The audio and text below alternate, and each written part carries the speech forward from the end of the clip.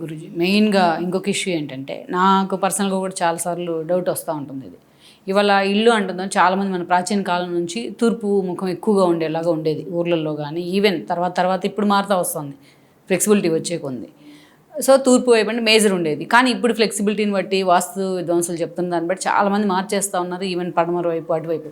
కానీ మీరు చెప్పేది సూర్యుడు ఉంటేనే వాస్తు ఉంటుంది అంటారు మీరు.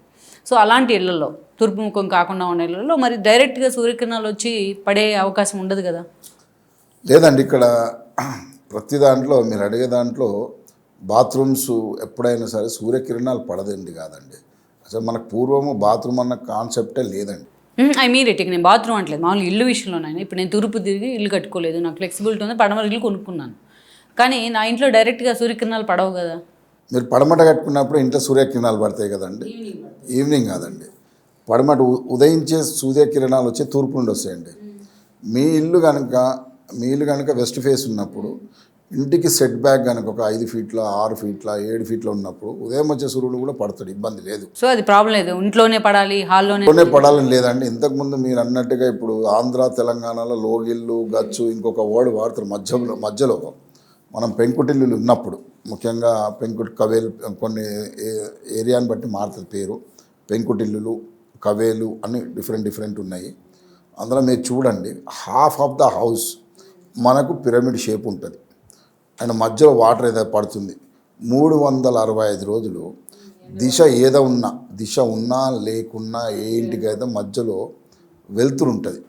అందులో ఇంకొకటి ఏం చేసేవాళ్ళంటే అప్పుడు మన వాళ్ళు పూర్వీకులు మధ్యలో ఒకటి గ్లాస్ పెట్టి ఏదన్నా రూమ్లో కనుక వెంటిలేషన్ ప్రాపర్గా రాకుంటే అక్కడ నుండి పైనుండి వచ్చేటప్పుడు ఒక పెద్ద గ్లాస్ పెట్టేటోళ్ళు.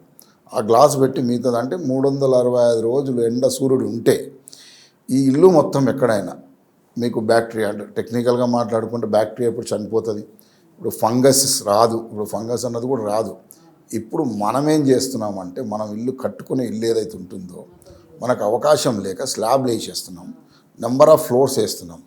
ఇప్పుడు ఇండైరెక్ట్ వెంటిలేషన్, డైరెక్ట్ వెంటిలేషన్ మనకు లేదు.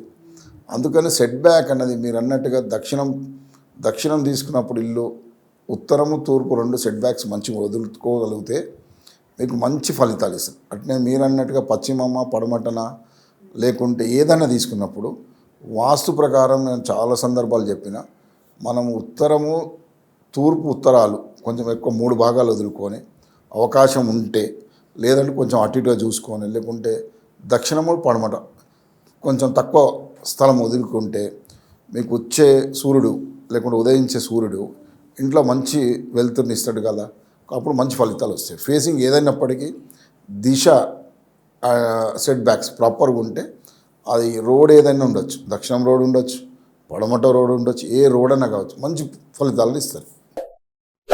Please like, share and subscribe vastu Guru YouTube channel.